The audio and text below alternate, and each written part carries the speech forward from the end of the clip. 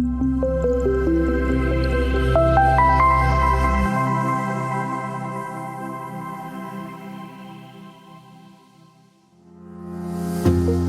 everyone. This is Lauren Petrovic, and welcome to another episode of Responsible Luxury. On this show, I sit down with the most extraordinary leaders behind driving responsible consumption and production in the luxury goods industry. We discuss things like market dynamics, product strategies, customer experiences, emerging technologies, and entry into Web3.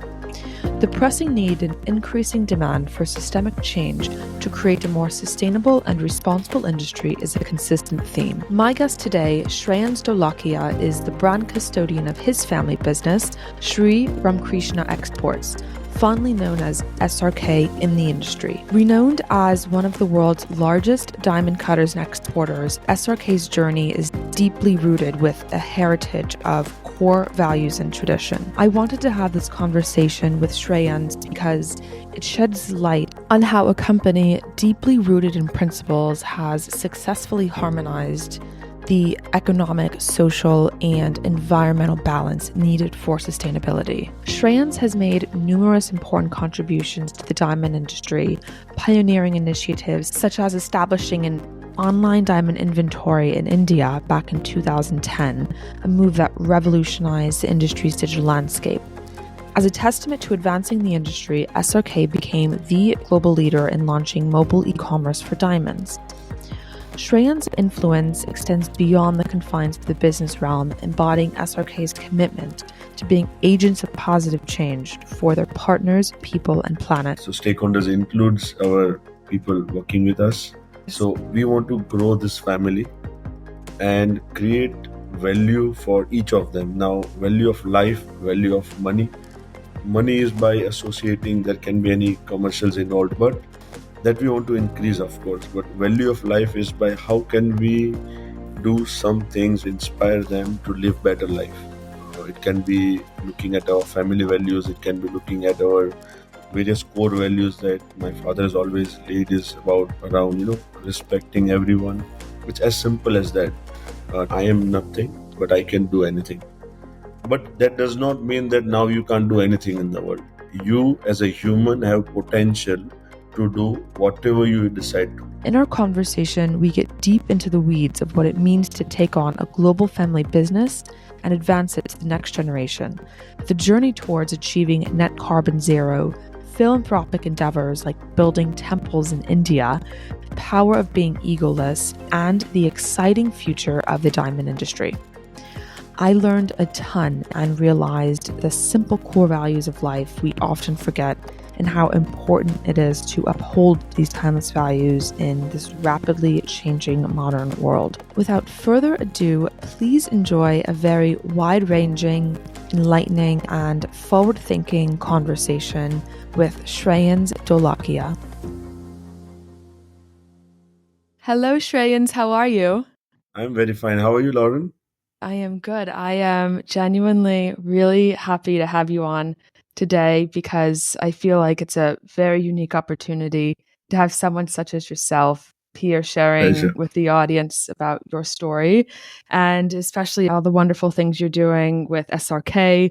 And we want to hear everything that you're doing. Thank you for having me here. So tell me about SRK and how it started.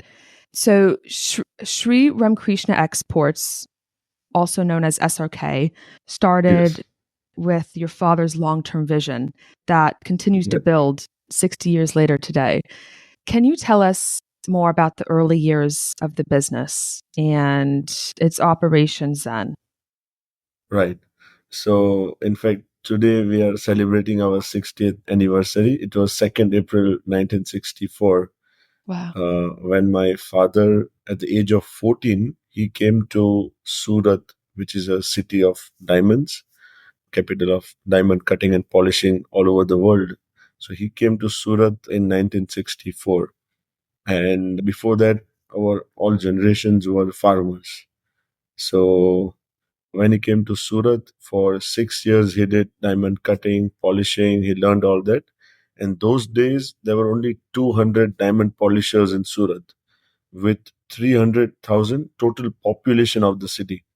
Wow. Today, that city has grown to 8 million population and with 1 million in diamond business. So that expanded city we have. And at that time, when my father was learning, the biggest or the highly crucial skill was bruting the stone. So it's like the shaping of the stones. And that's how we started in 1964. 6 years later, in 1970s, when actually he started the company with two of his other friends. And when they started the company, he only had 500 rupees in his pocket, and he had to borrow 450 from one of his partner's wife. So almost sold the jewelry, and whatever cash was left in the house, that was taken away. And that's how the first rough parcel was bought at the 950 rupees. And that's how the company began in 1970, 12th of March. And since that day, it has never been looking back. For 25 years, they continued partnership with three friends and grown from almost nothing with just three of them and four other workers, all mostly relatives. When they separated in 1995, there were about 1,000 people we had at that time. And this split because all the three families were growing big. So they formed into three separate companies, and my father retained the brand Sri Krishna Export. So if I go back again, why did they name Sri Krishna Export? It has reference to it as well, because in his those 6 years of training or learning period, he used to attend one of the discourse of our religious thing, and in that the saint said that keep God's share in whatever you do and start everything with God's name. So that is why Ram and Krishna are two lords. Krishna for his action of everything right, but he has ways to do various things. Ram has a character of everything, truthfulness, straightforward, and obeying to parents, and things like that. The familiar values. And Shri stands for Lady God, mostly references to the uh, Lord for money or prosperity in that term. So while doing everything, we wanted prosperity. So we kept Shri, Ram, and Krishna all together and added export because we wanted, they were not doing export, but we wanted to get into the export business. So that was a fancy thing then. And that's how the name was formed. After starting the company, 7 years later in 1977 is when my father first traveled to Antwerp to buy rough, Antwerp, Belgium. And he was literally fond because while starting business in Surat, he got a lot of support from the community, got a lot of support from other diamond friends, but that they were still all known people or from the community people. But when he traveled to Belgium, that's when he realized that the entire trade is very much familiar. Everybody was welcoming. And like if we say in other industries, there are entry barriers. Here, there was no entry barrier. People welcomed him and took him to many places where he can buy rough and, things. So this was otherwise any newcomer is very difficult for them. But for him, it was not that difficult. And he found his place to buy rough, and then the relationship developed. So that's how the supporting elements we kept on getting through the journey. And one of the three partners died in 1983 out of cancer. And the other two then thought that because the person who died, his kids were about 18 and 15 then. So they said, we will continue the share as it is until his kids turn enough big to run a business. So that's how in 1995, when they separated, their elder son was 25, younger was 22. So they both were able to take the business forward, and they had given proper training. And that's when they got separated in 1995. And after getting separated, familiar company was established. So from our side, my uncle and all were running a separate company. So we merged both the companies, and then SRK became a family company. And so almost the new structure, the company remains the same. Values remain the same. My father was the same, much better. But the new structure that formed in the company is already now 29 years old. Wow. Wow. Yes. And so there's a lot packed in there. One of the things I want to touch on later today is the spirituality and the religious Yes. perspective that always comes into business, especially in India. And I definitely don't want to Yes. forget about that. So once you were old enough and you had, or I guess, suppose when you were younger, did you always know you wanted to be a part of the business? Did you ever think you were going to Yes. be doing anything else? No, never that thought came into mind, because since my birth, I was like born with a diamond spoon, I would say. I usually say that Yes. because father had got the fame. The company was established already with a good name in the industry. So I've always been in that world of diamonds. And he used to take me to office regularly. So I've seen that operations. So there was never a second thought or a plan B that I wanted to do. It was always join the family business. And very early in my life, I learned that whatever my father was doing, he was doing a lot at that time.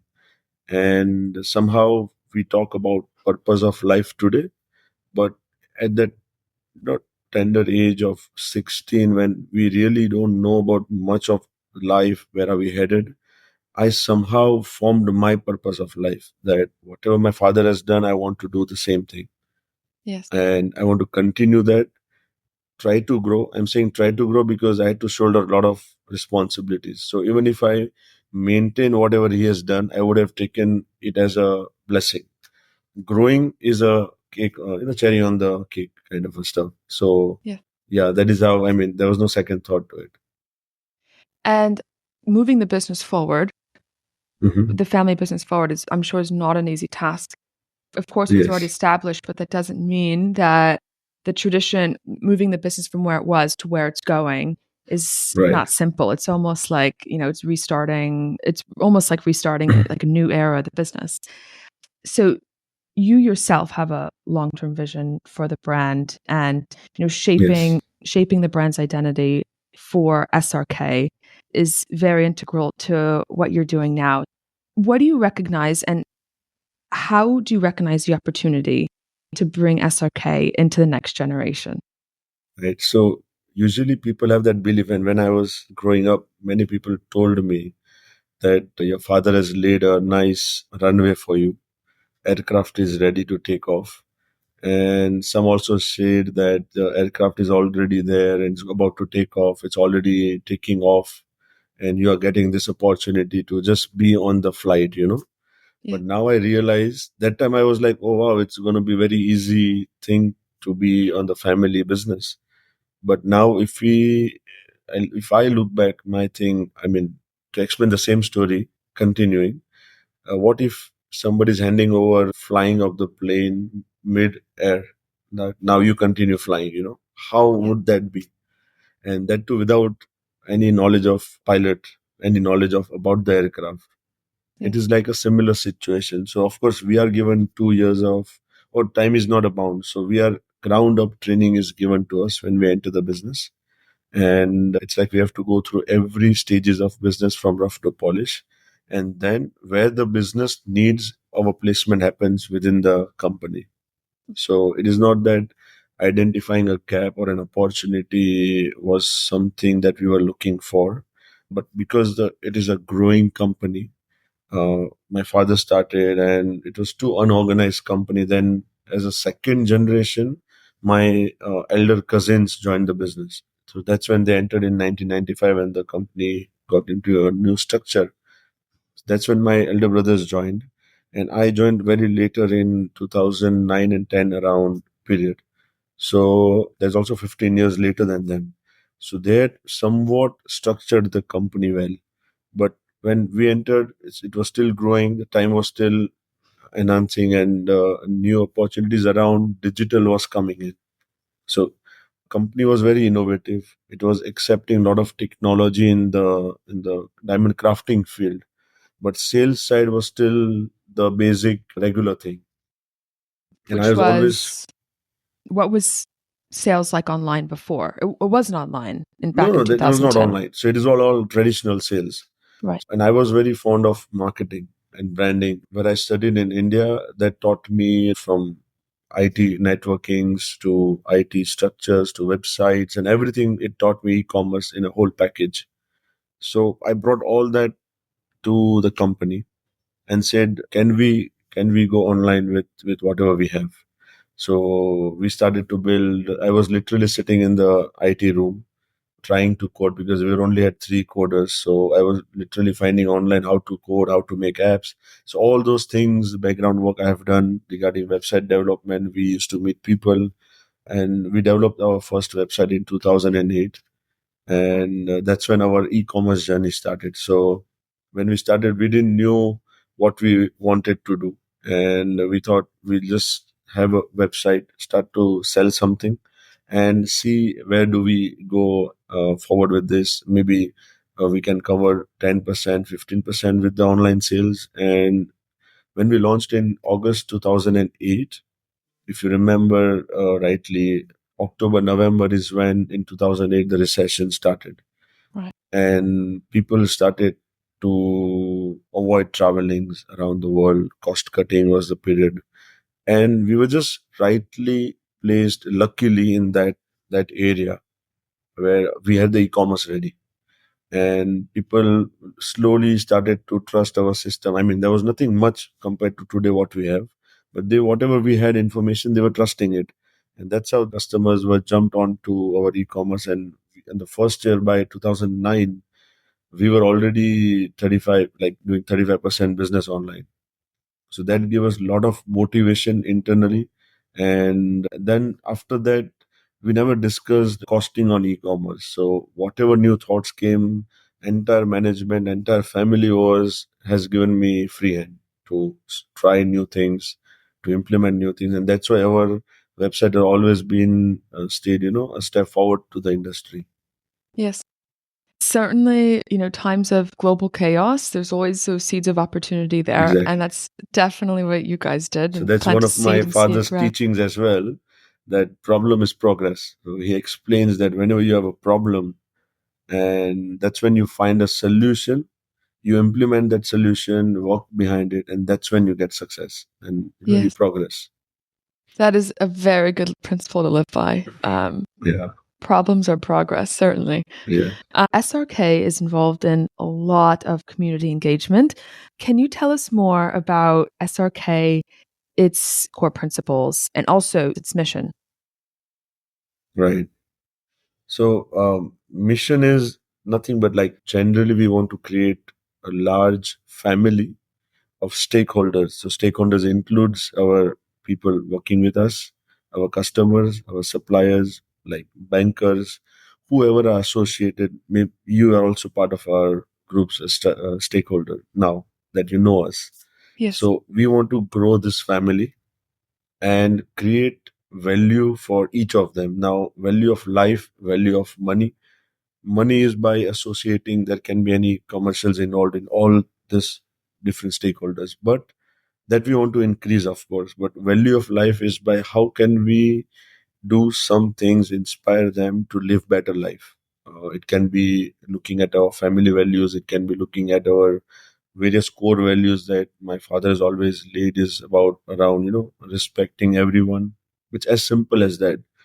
Transparency is one, honesty, family culture. So all these are very basic things, but we forget. Looking at the modern world and trying to show that we are much advanced and better, we forget our roots. And actually, everything lies in the roots. That's what we Yes. believe. And something that I'm sure you've noted this as well because you grew up in the business. I believe that the diamond and jewelry industry is one where those old school values have always been held because family businesses take up a big portion of the industry. So those timeless values that have been living on for generations have been upholding the industry. And perhaps people outside of the industry may not see these narratives in play where the business really is run by trust and transparency and these values of these lifelong relationships that are built and cultivated over decades. And there's something to be spoken about that. I think that the diamond jewelry business has been run very similarly how it's been run for hundreds of years. At the end of the day, it's two people, two companies, a handshake and a deal and Handshake. trust between two Muzzle. people. Yeah, was all exactly. And I'm very fascinated by the people that are behind the industry. So I want to ask you more about the foundation of SRK.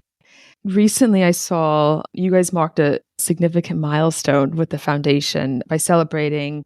I might butcher their name. Please correct me if I'm wrong. But the Pran Pratishta of Pratishtha. the Pran Pratishtha of the Seven Temples in the district of Gujarat. Gujarat. I'll tell Gujarat. you on that. So Yes. while the company was growing, as I mentioned to you, my father in 70s, during every evening, 1 hour he used to go to a group of people who are only discussing spirituality on the basis of Bhagavad Gita, which is a holy book that we have in Hinduism. It talks about conversation between Lord Krishna and Arjun. So in that, I mean, even that book is today also relevant. You can page any book, and it has power to answer your problems of today. So that book is written almost, I mean, time can be anything, 5,000 years, or we say 6,000 years. So It's it was all, amazing. the discussions were all about that every day, 1 hour. So when my father went there, he learned about giving back, and he had that urge that I want to give back on the person who was leading the meeting. And that person said that it's good that you want to give back, but before giving anything to me directly, make sure everything around you is perfect. Now, there can be many meanings to this one statement. And that also, he did not waste a paper. He used the same paper which my father had given him. And the reverse side, he mentioned this. So, sustainability was even playing a role in those days. So, my father interpreted that I have to take care of people around me, I have to take care of my family, and then comes the city, and then comes I mean, geographically, we keep growing the boundaries, right? So that's how my father interpreted. And we started, like, after my father's part died of cancer, he was very fond of girls in general, the girl child. And those days, about 80s and 90s, education to girls in India was still a distant thought. People don't used to send girls to school. They used to thought girls are the burden on the family. So like, my father and the foundation first started with a school in 1990, and that was only for girls education. So only girls used to go there, and it was started with a motive of charity. Those who can pay the fees used to pay, but those who cannot pay the fees, I mean, the foundation used to sponsor it. It ran as a girls' school for a certain period. And then, because it was a local medium, and if you wanted to convert it into English medium, we had to go for co-education. So now it's a co-ed school, but school is still there. In the same premise, he had a good friend in architect, interior and architect designing, which suggested him that because you have a noble thought of doing something like this in school, how sustainable would you over the period of many years? So I would make a school where it starts from third floor onwards. Bottom, I'll give you a small mall kind of a stuff which you can sell as a stores to various people. Those income can be used to run your school. So the layout was formed in that manner. But over a period, we never converted into malls because various of our foundation activities took place in that bottom two floors. And so that's how the school started. And then in below, we had a AIDS Research Foundation in association with our government.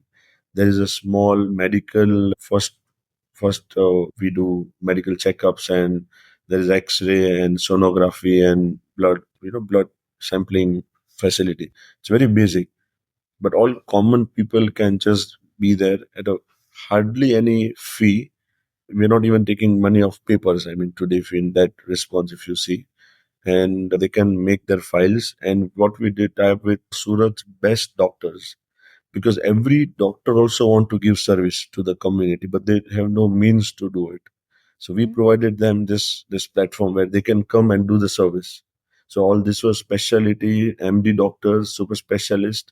They used to come here weekly once, 1 hour, and used to see the patients at our center, and the entire facility and everything was managed by us. So this is how we could able to match the best doctors with the person in need, kind of stuff. And in this between, everything was working normal. But if some patients need extra care or an operation which was serious operation, then that doctor used to speak to my father, and then we used to do all other stuff related to heavy operations or anything else.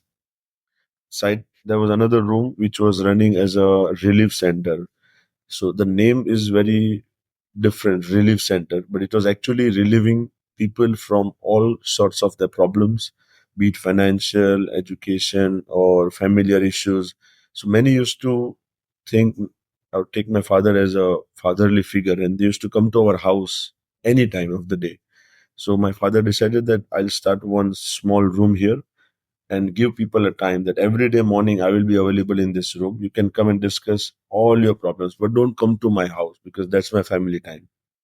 So he dedicated that 1 hour of the day, and this is 35 years ago. Since that day, he's doing this.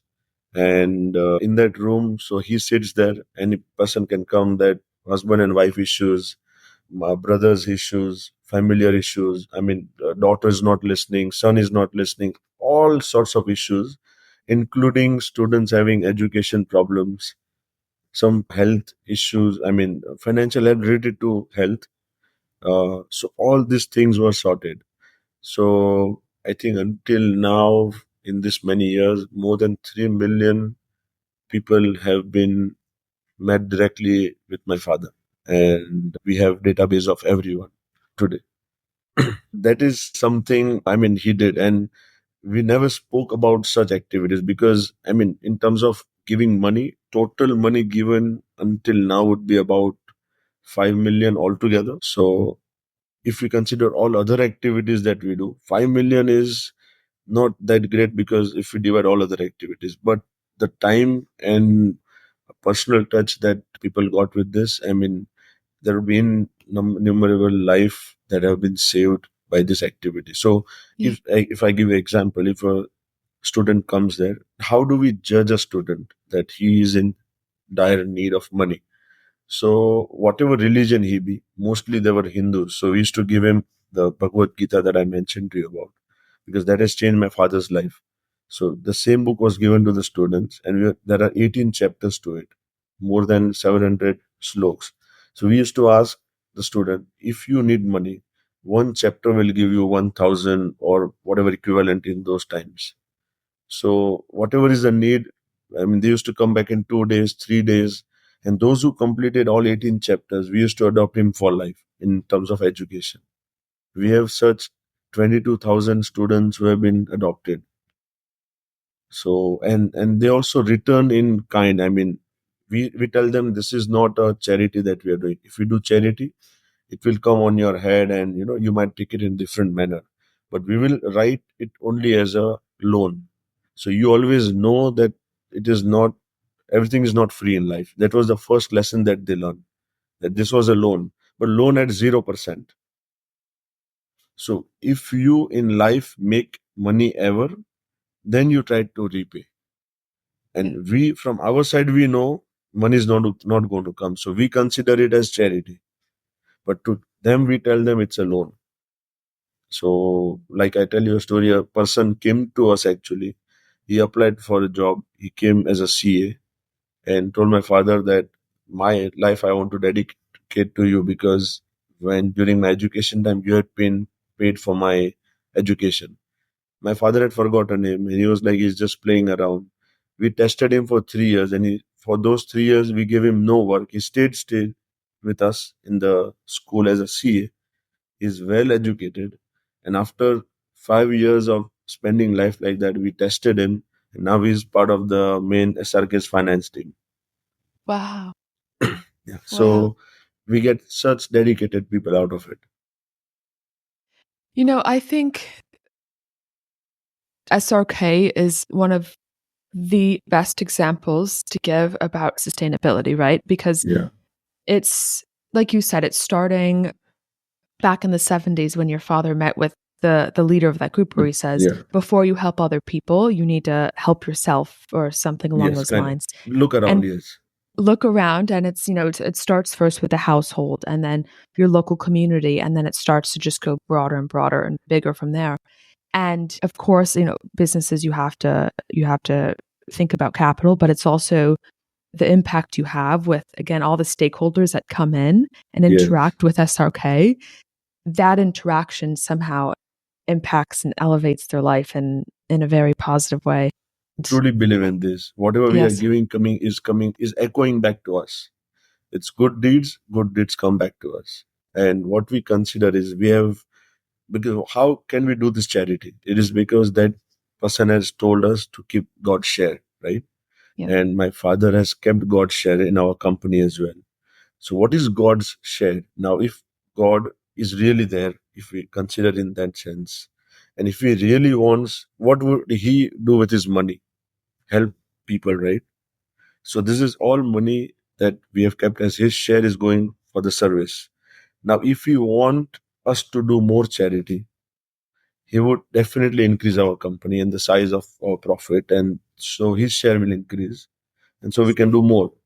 I would hope these principles transfer over to other Western cultures, because especially just Right. thinking about the philosophy of business, I admire the values and the principles you live by and want to grow the business, because that is Right.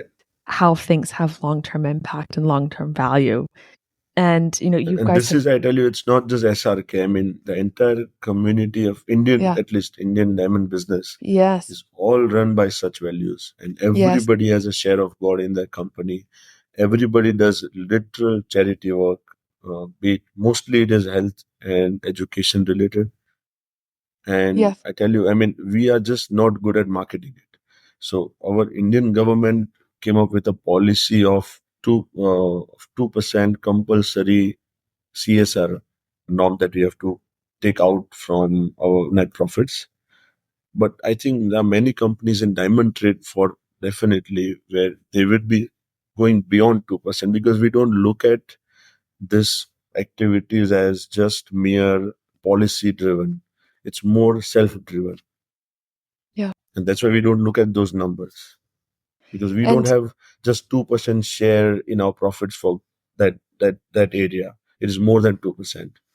yeah, I mean, the incredible amount of resources outside. My big thesis is I believe that our industry can be an engine for that social and economic growth if used properly. So, Right. widespread, thinking more of the global industry. I hope that more emerging businesses and startups take these Exactly. values and take these Values. perspectives and take that and run, with their business into the future, because that's how That's we're going to correct. build a more sustainable industry.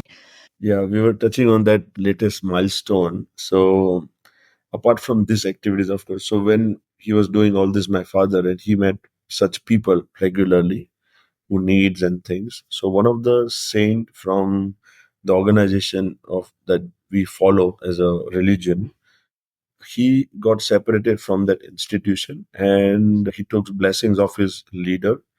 And leader said that you are doing good.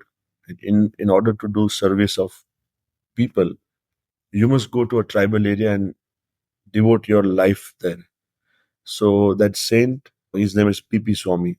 He went to Dang area, which is a tribal area of our Gujarat state, which spreads from Gujarat to across Maharashtra. And in that area today, about 230,000 people are living. There are about 311 villages in that area, the whole one region. And in that area, he goes there, pedal everything, and he roams around, because those people are not friendly with. They consider us as outsiders. So it is, we have to gain that confidence, trust, and then begin our activities. Otherwise, you can't do that. So he first gained that confidence. He set up there. He said, "I want to have a school where your kids can go and get education," because these people are always staying within them, working in the field with little money, drinking, and then ending their life by 40. That was their life expectancy, nothing more than 45. Wow. So you can imagine, I mean, being in the same, it's just 100 kilometers from Surat. So it's not that far also. And he went there. We started with the school. I think there's about 25 years ago. So that school is run by my grandmother's name. So my father and all became the main founder trustees in that school. Not just us, but there are few others as well from Surat. And but the name was taken by us. So 500 students are studying, I mean, every year in that school. The capacity of it's a residential school.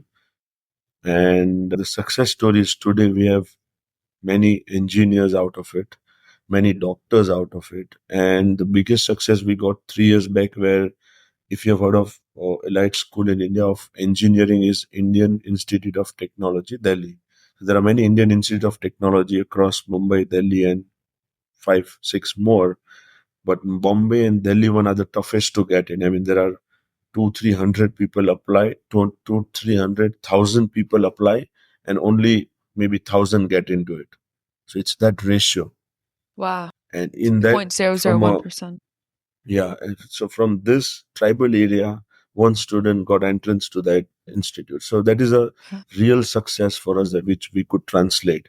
So while Yeah. we were having this relationship with Swamiji, and we knew the area, my father used to go a lot of time in this school and understand the area.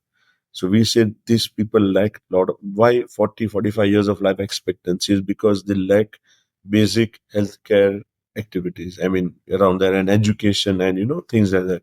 So every year since last 28 or 29 years is what we do medical camps in that area. Because I told you we have that medical center in our school premise. So with that network of doctors, we tell each doctors to spare one day with us, one of the weekends, and we take them about 300 doctors to this tribal area. We organize a full medical camp in three different villages at one time on Sunday. The whole medical camp happens. We see 1,000, 1,500 or 2,000 patients. Basic treatments are all given to them. Free medicines are distributed, whatever is needed. And if we found serious cases, we then convince, because we cannot ask them to come to Surat. We have to convince them that going to Surat is, I mean, we'll take care of you. I mean, everything, I mean, it's just convincing of everything. Then we bring them to Surat and do the further medical checkups. And if operation or anything is needed, then we take care of it as well. So this activity is also happening for 28 years. And so they got this confidence now also on us as well, not just that one saint, but also us as a company, or my father now they see attach themselves with. And because we go there every year with this medical camp, just I think 6 years back is when that saint and my father were in the car going from one village to another. So when we go, we also distribute a lot of daily needs, just distributing them. And we all go. Like, so I also been going there for 20 years. As a child, I used to go there, and we also see this world. And today, even my son at 10 years of age, even he comes with me to distribute these things. We Yes. don't have to stand in the medical camps, but that time on that Sunday, we used to distribute stuff to around villages. So when they were going in the car, my one of the Lord we have is Hanumanji, was a good service to Ram Lord. So he was just, his ideal was just lying on the road under one tree. So my father asked that, why is this situation of Lord? And that Swamiji explained that this is what can we do and who will do it. So my father was like, we will do it. Let's do something for them. So then the Swamiji was like, it's not just one. It's every village in this area, a similar story. So then my father was like, okay, we'll do it for every village. So I mean, this was just a communication of few seconds, like 60, 90 seconds, and everything was over. So since then, the determination came that we would be building. There are 311 villages, so 311 temples in all the areas where these people get a place to worship. Otherwise, where would they go? That's the problem. If our gods are lying on the road, what about the followers of that religion? They don't have place to worship. Yeah. So we started to build temples, and what my father realized, that if I will build 311 temples, however spiritually strong I am, at day one, day two, or day three, I will not have ego of it. I can spend my whole life without an ego that I built the temples. But what about my next generation? They would definitely have some egos that our family has built. We have All these built the temples, yeah. and we are big and stuff like that. So he said, we will do everything, but we will spend half money. Half money will be spent by some any random donors who wants to donate money. They will have to do nothing. We will do everything, and we will take their half money and we will put their name on the temple. So our name will not be there on the temple. We will only do the work. We will build the temple, but name would be someone else's name at half the cost of the project. So that is how we are building. And until now, the 7 latest temples which are inaugurated or Pran Prati, inauguration is for office and home buildings. Pran Pratishta means filling the ideals with life. So we do spiritual things to call real life into those murtis or ideals. So that is called Pran Pratishta. And the recent 7 now totals to 60 total temples already done In and development. pivoted to those villages. And by this year and more, 40 will be done. So 100 will only be achieved of the 311 total target that we have. Wow. And 311 temples is a big initiative to tackle. And Yeah. I mean, the fact that you guys are already going after that, and most significantly, too, it's like thinking about how to take ego out of it, coming in and involving these donors. And I think it's it's remarkable. Believes that he always told us, the entire company knows about this now, is that he always follows a mantra, I am nothing, but I can do anything. So he says that I am nothing means we should be egoless. Whatever we know, like even he says that even at spending 60 years in diamond industry, Mm. if I say that I know everything about diamond, that ego is also wrong. So we should not have any ego, because even today I don't know how to sell online. That you guys know, I don't know. There will be something that we don't know.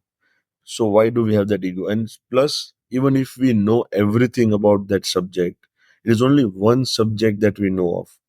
I mean, if you look around the room, there is light, there is this table, there is phone, there is camera, water bottles, pen, visiting cards, all things around us. We can't do anything. We can't make any of them. We can only make diamond. So we only know one of the thousands of things around us. So why do we have that ego? So that means I am nothing. But that does not mean that now you can't do anything in the world. You as a human have potential to do whatever you decide to do. So you have that potential. So that's energy that he's talking about. One is being egoless, and second is about the endless energy that God has given us. Yes. That really excites me because thinking about human potential with anything, Right. because I just want to highlight that again about what you said. It's the mantra that your father says, I am nothing, but I can do everything, gives Yes. you that determination to go and run with any idea that Any you believe idea. in. Anything. Spend 1,000 hours and 1,000 days, and you're Yeah. mastering that subject. Yes. So I want to quickly touch on supply chain where SRK sits. So you guys buy rough and produce and Yeah, manufacture polished diamonds, exactly. and from there export Various to countries. buyers. So in Yes. diamond industry, I mean, the whole supply chain, if you understand, there is a group of miners. Mostly the mines are owned by the country itself, and they are being licensed to various companies like De Beers, and mostly it's a country owned mine operators like Alrosa in Russia's case. Alrosa was a country owned company to have mine license to mine in Russia itself. So, but De Beers is an independent company. Rio Tinto is one. Anglo America is one. They're all companies who get licenses to mine in various part of the world, the different countries. So, diamond mining today happens mostly in southern part of Africa, which is South Africa, Botswana, Namibia, all those countries, Zimbabwe and around, Mhm. and northwestern most part of Canada. So that's called Northwestern Territories, Yes. and East Northern Territory of Russia. So I mean, two parts of the world and southern part of Africa. These are the largest chunk of where rough diamond comes from. There was a mine in Australia which just got closed 2 years back. So India also had mines 50, 70, 100 years ago, but today there's no mines in India. So these are the only countries where mining happens. And from all these mines, there are various companies who either directly sells to diamond crafters, as we call them, or so like from DBS sells to roughly about 60 or 70 site holders that they have, or today maybe all site holders included 100 site holders they have. So they sell to direct companies like us 100, but from this 100 also there will be many players who would be then again reselling them to the real diamond crafters in India. So that's a whole supply chain. It's rough traders is what we call them in between. Mostly these traders are in Antwerp, in Belgium, and in Dubai now. Dubai is also a new center which is coming up. From there, most of these stones come to India. If you go back 7, 8 years, I think world's 90 to 95 production was happening in India. But now with beneficiation into countries like beneficiation programs in Botswana and Namibia and elsewhere, some part of production is shifting to those countries, but still significant of diamond crafting from rough to polish is what we call cutting and polishing happens in India. And in India is also, it is centered around one city, which is Surat. So whatever happens in India, about 80% would be happening in Surat. 20% is elsewhere in the region of Gujarat. So one state covers everything. Okay. About 1 million people involved in diamond cutting and polishing in India. And after we cut and polish, so there is few trading hubs within Surat. Mumbai is one of the larger trading hubs where all polished diamonds of India comes, and from here, again it goes to trading centers like Dubai, Hong Kong, Antwerp is also one, New York is one, Israel, Tel Aviv. So these are 5, 6 hubs where this polished diamond goes, and from there it goes to the real jewelry manufacturers or jewelry retail brands, and that's how then further supply chain goes to the end stores, which are retailers, independent stores, big chains, and then to the counters, and then to the consumers. And then to the end consumer. So, thinking about how things are changing right now, do you have your eyes set on any traceability initiatives within SRK? Within Right. certifying, for example, somehow digitizing where you source your diamonds and then passing that along the chain of custody to the next customer? So I think traceability was always playing important role, and people were asking questions around traceability in 2017-18 when they started asking questions. Those that time around, blockchain was also a technology which was coming into industry. But in 2018, when we sat down, we did not really have our eyes on the blockchain as a technology. We did not saw acceptance of that technology. So we said, what can we do today? We said, we have everything ready. We have an in-house ERP where we track each and everything. So from one rough stone, even if we buy 100 rough stones together in one bulk, we still separate them, give them individual numbers, and then further put it into production, crafting. Maybe we cut 4 stones out of one rough. Still, everybody gets a parent and a child name, and we carry forward that legacy into the system, and we know who has cut the stone. Everything is tracked in internal system.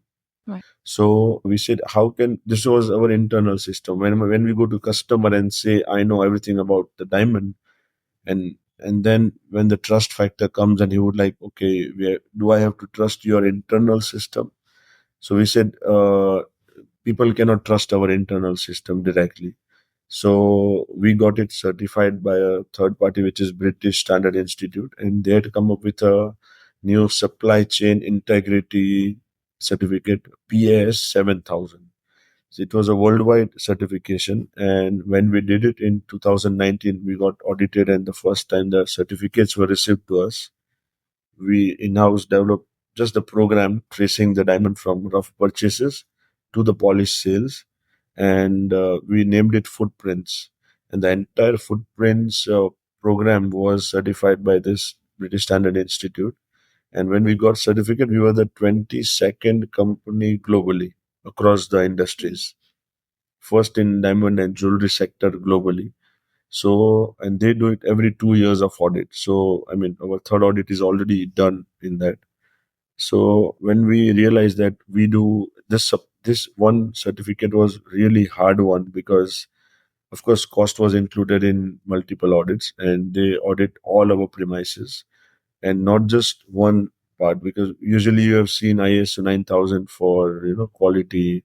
There is a energy, another certification for energy management, another for Yeah. occupational health, another for IT. So totally 6 ISOs combined forms this one certificate. So it This is was, the footprint certificate? yeah, Footprint Okay. is our in-house name, but Footprints Okay. got certified with a PAS 7000 certificate. So that one PAS 7000 consists of all these audits. Okay. So I mean, And it goes through child labor. I mean, all aspect of ESG was everything was covered in this. and where SRK is, passing that along to the polished traders once it gets to the hubs. Do you see a lot of your customers demanding these certificates? Yeah, so initially Yeah. they were. I mean, what we thought that free information is also not good, because while we are doing so much effort at our end to keep that Right. integrity right, we started to, and we know that in 2019 it was not need of the hour. We were early adopters in that. So we said that we will charge a premium those who want it. So only serious buyers would approach us. Right. And those serious buyers, we knew that they were selling to the brands, European brands, and they were getting any which ways much more premium than just normal traders. So it was all a sustainable, viable business model. But since post COVID, things changed. And meantime, a lot of lab grown activities started to happen. And to balance that, people started to question about the origin of the stone. And that's when everybody across the board was just looking for origins of the stone. And then we know the war happened, and so things completely changed. So today we still charge that, I mean, 1% premium for information, but now information on our website is everybody can access. Those who have access to our website can have access to the origin. But if you want to mention it on the invoice, and when we mention it on the invoice, we guarantee that if there would be question arise in the future, we are ready to present all the documents to our customers. Yeah. And now with the G7 regulations, the basic declaration is fixed from every supplier, right? So we have to any which ways put that declaration that this is coming from this kind of source and everything. So yeah, now it's a mandatory thing for every supplier to keep track of all this. And when you look at the data inside the footprint certificates, you have the rough origin and you have any parent data No, within no, it. no. So we don't. We only give country of mining. Okay. Yeah, we know everything. So we have a footprints and a footprints plus. Plus is because few customers want other services around origin. So this was our service enabler thing, where we give customers a proper video of diamond being cut from rough to polish, various Yes. journeys we are tracking. And in that, we used to give more information to our customers, those who wanted. It was like a, I think more and more for the younger generation up and coming in the industry, I think that's going to be more of a demand coming from the consumer and then rising upwards. yeah, So I think I'm very excited about more of the traceability initiatives. And again, I think a lot of what's happening with the Russian sanctions is, right, like you said before, problems are progress, and this is going to be really healthy, I think, for the industry. healthier. Yes. Today, we are in that Um. phase of crazy waves. Once Yeah. it settles down, we'll be in a better position. Because if you look at, I mean, if you go and buy LV bags or Hermes bag, right? Yeah. You don't question them from where it comes, or It's true. whether it's harsh, but what Yeah. we consider is underlying that when we are buying from a brand like LVMH or Hermes, we take it as underlined that they will be taking care of all these things, right? All social elements. They will not be ill-treating the animals. So all that, you already believe in that story, even though they don't say it. So similarly for us, I think the branding element was always missing. And that's where, and in our industry, if you look at, there are multiple players at every angle. Only mining side, there are limited players, but in mid sector where diamond crafting happens, there are thousands of players. And if you go to retail side, there are even more number of thousands, I mean, hundreds of thousands players across the world. So nobody really cared of creating that brand value. Now, if you take Tiffany as a name, I mean, Tiffany is doing this since 2013, 14, I think, of telling the origin. Now, what is that real story? People believe in Tiffany is because they think Tiffany is not just diamond. I mean, they're taking care of a lot more than just that product. But how many Tiffany's do we have in the world? And look at the retail numbers. Huh? New diamond industry that we see is all around branding, Yeah, advertising, creating that absolutely. brand itself, which can That compete with LVMH and Hermes, those substitute products. on the traceability measures, has SRK faced any major challenges with implementing these certificate programs like footprint, or was it just intuitive? It was, you guys were pretty much already doing it, you just paired it with the technology. So I think we were step by step doing it. So, I mean, it was not one day difficult to us. It was like we were taking little pain every day. So we really did not feel that bigger pain. But if today you have to do that everything, it's a bigger pain, I would say. I mean, it's not a small thing to do for Yes. any new company, especially after the mandatory government regulations. It is cost, I mean, a bigger cost element, time element, a lot of paperwork. So it's not an easy thing to do, definitely. It's not easy, but it's definitely necessary to move your business forward Necessary, yes. And with the technological future. investment is also needed. Yes. SRK has a goal to achieve net carbon zero by 2024. Can you tell us more about this initiative and perhaps some eco Sure. sustainability So, initiatives going on? as I said, that my family, my father and previous generations were into farming. So we always worked on the land, and we know the meaning of being environmentally sustainable and what does it mean for the value of soil, the value of rainwater, for the value of various seasons in India, right? If this goes a little haywire, my father came to Surat to earn that extra money at the age of 14. I mean, if you combine all these packets, there was a need of real money and there was no money to run the house. Why this happened is because one of the season of rain might have got disturbed, and so our crop did not grow, and so we did not have enough money in the house. And he being that youngest one, not engaged in farming fully, so he was sent to Surat at the age of 14 to make that extra money. Now, all this learning combined today make that sense for us, where we value whatever is given as a mother nature, mother earth to us. Before even ask that we are working towards sustainability is on this thought provoking ideas, all this culture that has been passed from my father and the family to the next generation. Otherwise, like it is again, the activities that we do around sustainability is again time and cost both included a lot in that. And on the other side, when I go to sell a diamond and say that this is coming from a lead platinum, world's fifth most green building in the world, people don't care to pay any cent extra on that diamond. Diamond is still the diamond, right?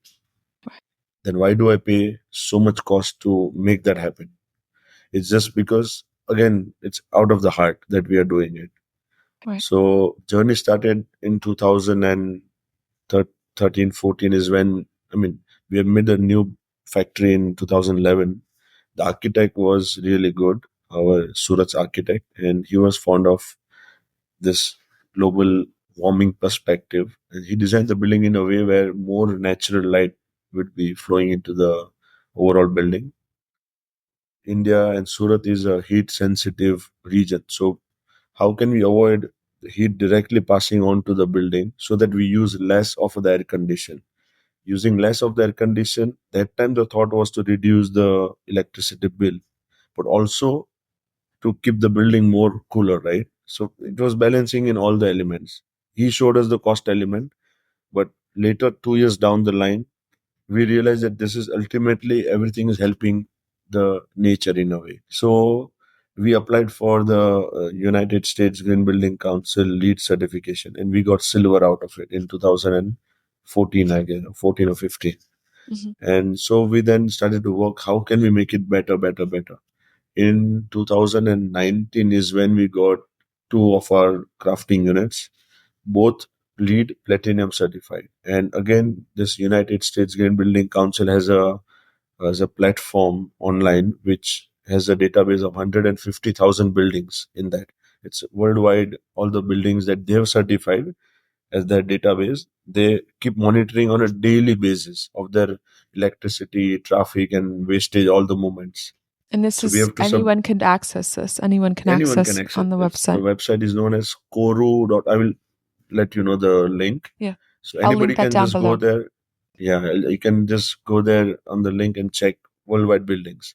Now, in that, since last 2 years, constantly, both of our diamond crafting unit has been coming top 5, top 6 in green building ranking. And imagine we are competing with the buildings like Pentagon, Empire State Building, Statue of Liberty. So those are visitor centric, and ours is a factory. I mean, combination of those two. Yeah. So this all things driving us towards net zero. So when we say that our buildings are net, LEED Platinum certified, so that's when we meet to more people who are into this subject. We didn't knew about net zero as a concept, but they come and tell us that if you have this, you can also apply for net zero. And then we went deeper into it, and we understand that net zero, I mean, today also a lot of people have perception around net zero is just being carbon neutral. Carbon neutral is being neutral in your carbon utilization or whatever carbon you output from your vehicular movement or any other movement. Yes. And then you can also set off by purchasing carbon credits. So this is very easy part to achieve. But becoming net zero is your energy. You have to net your energy consumption as well. Yeah. So whatever energy, I mean, electricity we are utilizing in the diamond production, it is any which way is coming from hydrogen. I mean, the plant which is using coal energy or some or the other energy is using to generate that electricity. So that's again not a green gas, energy that we are using for diamond consumption or production.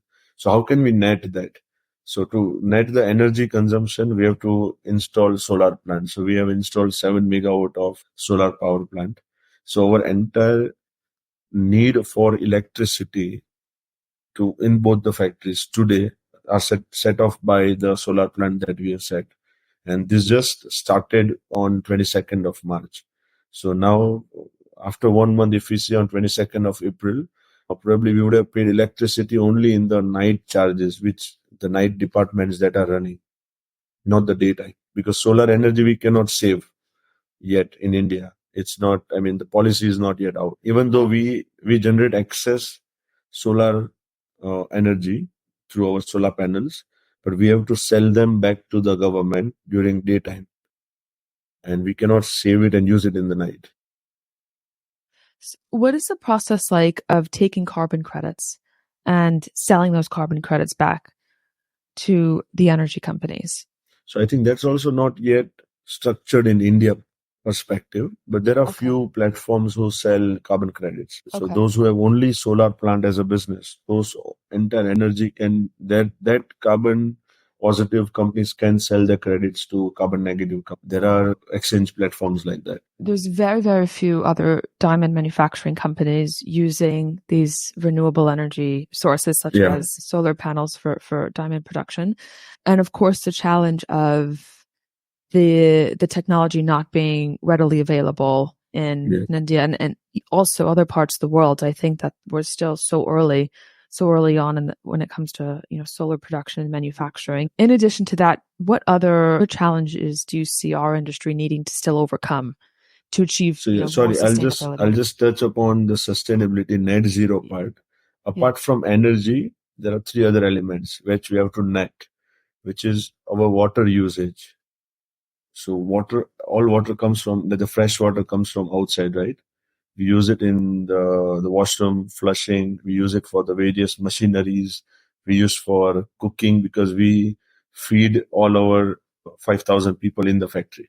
All the lunch is by the company. So that water used, I mean, if we have to net that, then what should we do? So that is one water, natural, I mean, the water fresh water that we take has to be netted.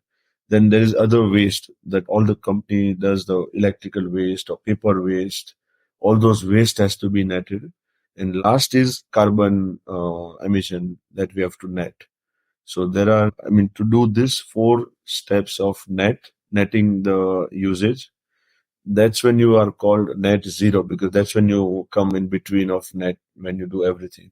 So for water, we have already installed a separate water treatment plant. The factory was already old, 10 years old, so we had to change the entire piping of it. And now once the water comes in, we would be literally reusing it kind of. Wow. So And this water that, tank sits right by the factory, I assume. yes. Okay. So we have to install in-house. And for paper, we were struggling to find somebody like paper. We have that crushers. We use it small. There are large ones as well. They make pulp out of it, and then that pulp is used to make another paper. But in our paper waste, the maximum waste was diamond packets, and those diamond packets with a plastic on it, because we layer a thin plastic layer on the paper. Yes. So we couldn't do it in-house. Otherwise, we could have used it in-house only. But there are no paper shredders which can shred the paper and plastic and then separate it. So we had to go to a vendor, and he's taking all our waste and giving us a certificate. So monthly, about 900 kgs of paper waste is what we are collecting and submitting to him. And then he is making all recyclable products from that pulp that he's making.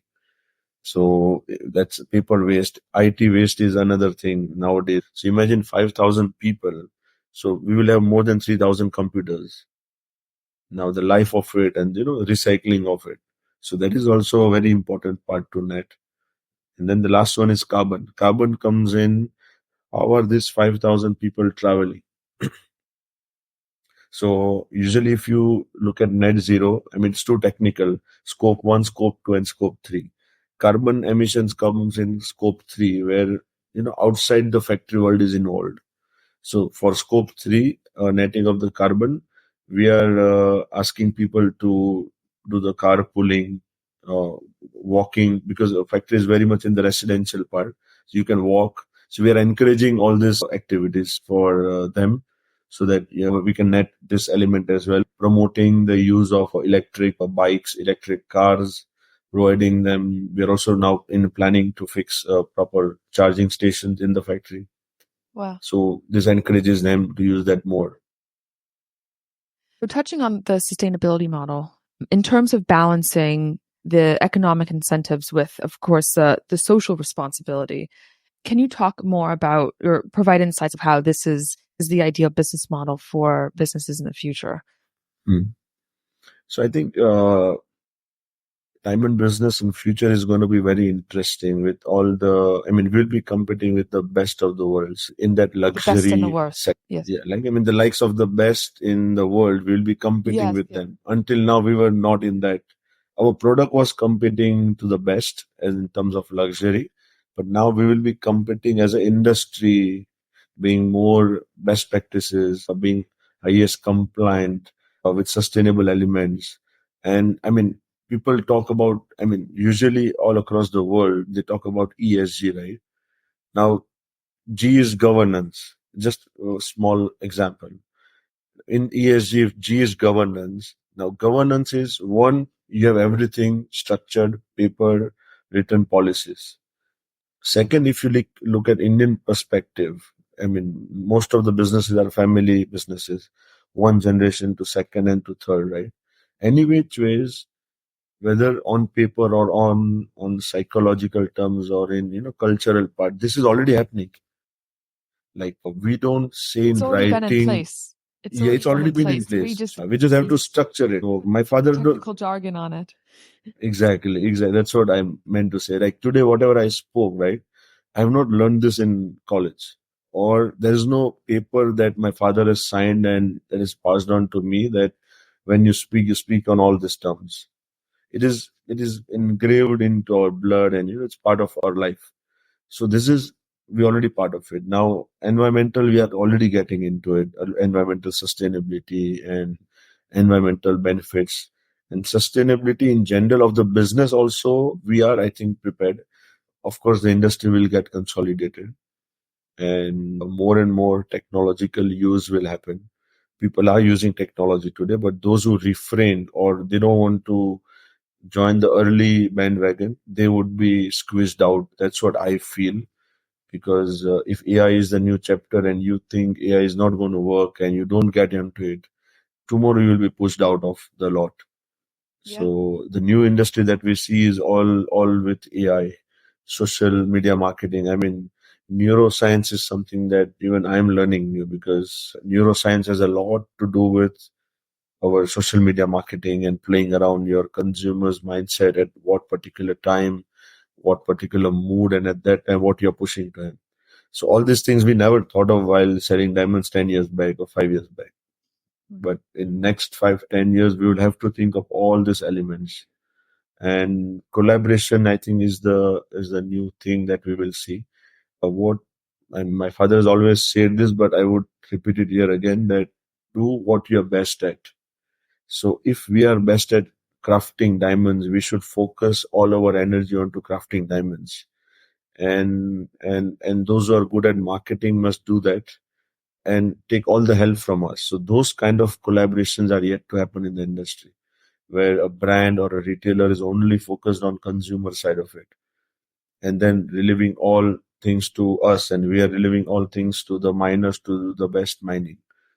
If we cross function of the industry happens, then I think we are derailing from our focus, and our capital and energy, everything is deviated. Right. I mean, it should be intuitive. Like this should be the intuitive way to do business, right? It's, Yes, you do what you do best. I do what I do best. And we come together in this ecosystem and we're able exactly. to build much more efficiently. We're able to do business much more efficiently. And And we it's all should fragmented. coexist. Yes, exactly. The code That's the systems. real supply chain. We can't cut one or the others. Yeah, right. One company can't do everything. Exactly. You need everyone to be able to achieve what you're working towards, and then have the other people around you there to support it. No, I think that is the model. I mean, if I tell you, it's not a secret anymore. But almost since last 10 years, we have not uploaded our inventory on RepNet. We have no problem with RepNet, but we had problem with our inventory being exposed to all those customers who are not with us, but they are customers of our customer. Right. We sell, yeah, we sell to many customers. For example, on 47th Street, they buy diamond from us, and then he has to sell further to somebody. But his customer is already looking at the same stone from our uploads. So it was creating a clash for our customers. So to have this healthy ecosystem is what we are discussing. We offloaded our entire inventory because they were doing best. They were sitting in New York or elsewhere in the world to do their business, right? And we were doing best in crafting diamonds. We focused there. Right. I mean, I think that's a very mindful decision, especially as a business. It's very easy for you to go off and expand more of your customer base and take more of that market share. But instead, you're wanting to, again, collaborate and partner with these people, not want them to lose out on what they do best. I want to ask you your insights on adjustments downstream with the journey of a diamond. So from where you sit once diamonds get cut and polished in Surat and then sent to all the major hubs, And, keeping in mind what's happening with the Russian sanctions and the G7 certification scheme, what changes do you see happening to ensure that the traceability is indeed kept downstream once it reaches the end retail store? So I think what is being proposed by various agencies or associations world over, whether it's World Federation of Diamond Bourses or World Diamond Council or GJPC from India, is that have a declaration and declarative method. Otherwise, if we don't go by declarative method to determine the origin of a stone, today we do not have any technological support where you can cross check and say, I mean, if you put a stone in a machine and say that this comes from this particular region. So we do not have any technological support today. Maybe in the future we will have 10 years down the line. But today, if we have to implement something like this, we'll have to go by declarative method. And, and that declarative method can then be monitored by various audits or things like that. And that is how only we can control it is just, I mean, if I tell you that this comes from Russia or it doesn't come from Russia, it's only data, right? Data which is flowing from one point to another. Stone is the stone. You will not be able to recognize once it's polished. So we just have to believe, how do we trust the flow of information and what methodology we put in. And I think we are on the right direction. We must be doing this, as we discussed earlier as well. Traceability is now a need of an hour, and we should have been doing this for, much earlier, not today. But any which ways, even if we are awake today is fine.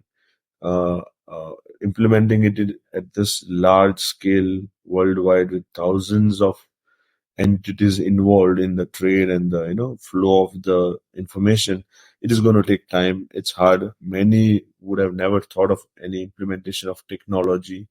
Paperworks, audits would all come into picture now. So we'll have to be going through a lot of waves, tough times, but I think things will fall in place once we are used to it. So large companies will not have faced problem, but many small companies would definitely face problems in this. Can be a big learning curve, especially when it comes to these independent brands, retailers, businesses, and especially the technology curve too. Learning how to implement the technology and how to implement and then working on it. Yeah. And then working on it to improve it. I think there's going to be a lot of iterations on it. I don't think there's a full mind to market that exists. Of course, there's Serene, there's Tracer. But I think even with that, I think there's some gaps, when it comes to tracing provenance, post that with the consumer. I think there's a lot of efforts that also need to be made. The secondary market too, with collecting these heirlooms, these family, this information exactly. So thinking about your vision for the future of the industry and sustainability, there's so much that you're doing now and still so much further to go. How do you see your role in the next 10 years in the industry, and maybe things you're excited about yet that you're working on at SRK? I think next 10 years, what we are working on is more on the collaboration side, sustainable and all. I mean, we will be prepared for taking this to the next level in terms of market share is the next, I think, game that we'll be in. And more collaborations with world leading companies, and that will foster win-win situation for both the entities, for us as well as for them. So that's what I was relating to, that we do best at what we are doing and they do best at what they are doing. That collaboration, when happens, would be a winning situation for everybody.